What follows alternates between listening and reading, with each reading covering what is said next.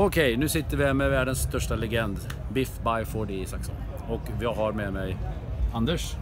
Hey. Hey. Hey Biff. Hey. So, what about Sweden? You're back again. Do you know for how many times have you been here? Sweden Rock? Yes. I don't know.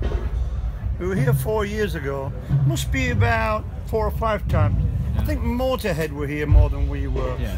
I think Mickey got a gig every year here. Yes. For Motorhead. Yeah. They were the house band. Yeah. But yeah, we've been quite a few times. Yes. I think our fans in Sweden are on the internet a lot saying, Yeah. bring Saxon. All the times. Yeah. And since '83, when I saw you the first time in Gothenburg, how many times have you been here since? Not kidding with you. Yeah. No, it's been. Do you consider Sweden as, I shouldn't say second home, but is it? Well, yeah, it's one of the big. It's one of the big. I mean, Scandinavia generally has always been great for Saxon, but I think Sweden has always been the #1 place in this part of the world. You know, it was always like England, Sweden, Germany were our biggest areas. Italy was very big for us, you know. So yeah, but we love Sweden. It was the first time we played in an arena in Sweden. Yeah.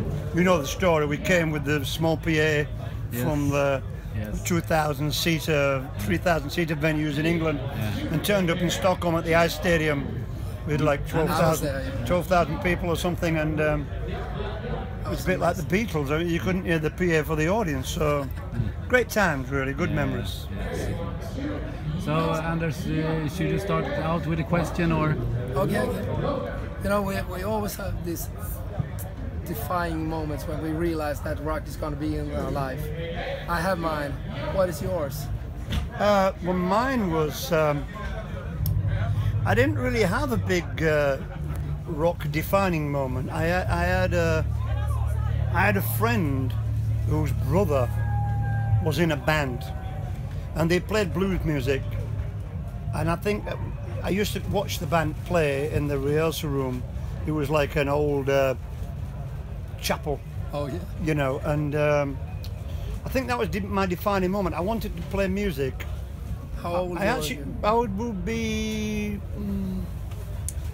15 maybe, 14, 15. So my father bought me a guitar. So I started learning to play guitar first. I wasn't a singer when I first started. I was a guitarist. Because you know, all singers want to be guitarists and all guitarists want to be singers, you know that. Some lucky guys play guitar and sing, so you got the best of both worlds. Or the worst of both worlds. But yeah, so that was my defining moment, I think. Oh yeah. Yeah. About defining moments, I took with me, of course, the new album, and we should speak a little about that one. But before, you will probably kick my ass now because I like this one. Yeah, this was a big album in Sweden. Yeah. Actually. Yes, it was, because there was a lot of people who liked this kind of melodic rock. That's right. So you know, it didn't work in America, but it worked in Sweden, I think. Was it thought to be the American album for you? Pardon? Was it thought to be the American? No. It's just we just thought that you know, the heavy metal thing we were playing, we just wanted to try something a bit different, and you know, we became a little bit better songwriters. Whether that's good or not, I don't know. I mean, but it's a great album, this. I think the running order's crazy.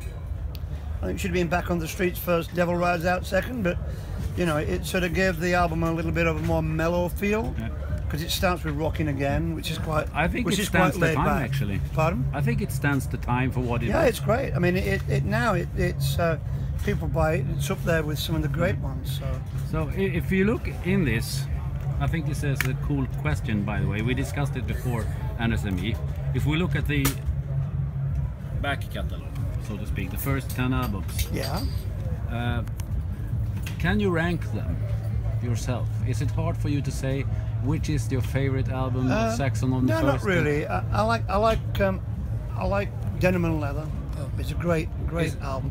Power and the Glory, again, was the first album we made in America. So for us, it was like such a big deal to live in America for like 4 months. we all had American girlfriends and did the American thing, which is great for a working class band from Yorkshire, you know, to achieve that. But yeah, so I like both them albums. I think they're probably the best. I mean, Crusader's a great album as well. I mean, there's many great albums here. You know, I mean, Destiny was probably a bit disappointing production-wise and song-wise, but I think by then the chemistry was changing within the band.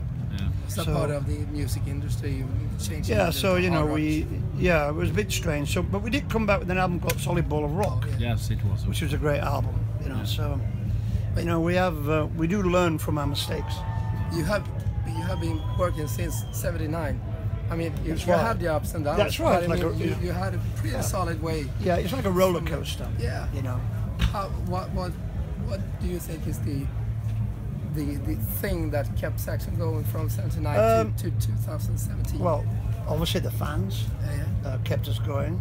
The record companies were very, very supportive at that time. I mean, at the end of our EMI contract, Virgin Records in Germany came to us and said, "We want to sign you.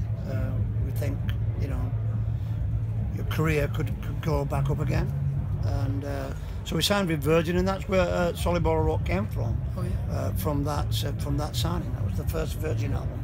Oh, yeah. So yeah, I mean, the thing is, you're only going to ever have great success when you have a great team. And if you've got a great team, if you can keep that team together for many years, then you'll have great success. But you know, our team changed a few times. But actually, the team we had in '89, '90. When Solid Ball of Rock came out, was a great team. Yeah. That is pretty much the same as it is now. Yeah. Speaking about the new album or the latest one, it's actually 2 years ago. When can we expect a new one? The new one is coming in January 2018, and it's going to be called Thunderbolt. Thunderbolt. Yeah. Same producer. Same producer, yeah. Because that was a change for you. 2 albums before you well, actually Andy worked on Sacrifice, the album before this. Yeah. He mixed it. Yeah, and then he produced this one. He produced this one. Yeah. Why did you? With me actually. But you took a slight bit harder or more harder producer sound-wise. Andy loves the 80s though. He does. Oh, he loves the 80s. Because he produced so much. Well, he just loves the 80s. It's from that era. Yeah. You know, he grew up like in Priest and Saxon and all those bands. And you know, he is a modern engineer. You know, he works with people like you know, Killswitch Engage, and he does all a Man of Math albums. Yeah, exactly. So he's great for us because he can make it. You know, we don't want to sound old. No. We want to retain the spirit of the 80s, but we want to be making albums that are like competitive with the modern sound. So he's perfect for bands like us. He's doing Judas Priest at the moment. It'll be perfect for them because they're the same as we are. It's a great thing, way to go. I mean, he does Accept, but he doesn't do Accept the same as he does Saxon. No. You know what I mean? Because Accept are into that rock and roll thing, whereas we're heavier than Accept, I think. And I must say the latest album, I think the new physical album market with vinyls, with box sets and nice sleeves and nice everything. Books, it's a new way of thinking. How important is packaging for you these days? I think we actually started all this packaging. Actually, I mean, there's a DVD called the Saxon Chronicles. Yes. Which is actually a book, and that was all our idea to do that. And people sort of saw that and went, yeah, you know, you can spend a lot of money on the packaging and the artwork, and people will buy it, rather than just doing like some cheap airbrush, you know, that costs 15 quid. You know, then spend a bit of money on the artwork. Have a real artist do it for you, or a real, you know, somebody that works in art generally, and it will be great because people will buy it as a separate piece of art. You know, and that's where we actually pioneered that sort of thing. You know. Because this was actually I think it was #1 on the Swedish hard rock list, and was high up on the physical sales chart as well. So Good. it's fun. It's a good way to go. Yeah, I mean, Sweden loves us again. So Yeah. what can I say? Any more news about the new album? Is it going to be only your lyrics as usual, or Yeah, just been my lyrics. Yeah. you consider your lyrics as a big part of the, because you write all the songs together with the band? Sometimes we do, sometimes we don't. This one is written by the band, more or But less. no, most of these songs are written by me and Nibs, the bass player. Okay. There's a few songs written by all of us, but Battering Ram, Devil's Footprint, and Queen of Hearts, me and Nibs did those. That's not to say the boys didn't put their bits in there, No. but the original writing was done by me and Nibs. Generally because we had more time, for whatever reason. So yeah. Okay. So the new one is pretty similar really, but the boys, we've written some songs with the band. We've just done that. That's where we came from today. We came from Brighton, we've been rehearsing there, writing, so yeah. And today you also signed a book at the book signing store over Yeah. there. Could you tell us something about that before we end the interview? Well, it's been out quite a while. Yeah. It's the first time I've ever done a book signing. Actually, so I was a bit surprised about that, but yeah, it's a good book. It's really an autobiography. It's not really all about Saxon, it's about me. There might be a Saxon one in the pipeline, maybe. Okay. Written by yourself or someone? No, I think outside somebody's the going to box? write it for us. We haven't got time. I mean, basically what they want is everybody to put down their story, and then he's going to put the book together, yeah? So I've already done mine. The boys haven't even started yet. Oh, well, that's So, cool. We better kick him. Okay, thank you a lot Biff, for taking the time Okay. to do this, and kick their ass out tonight. Should be good. Oh yeah. All right, what song are you starting with tonight? This one, This one, Battering Ram. and ending up with I don't know.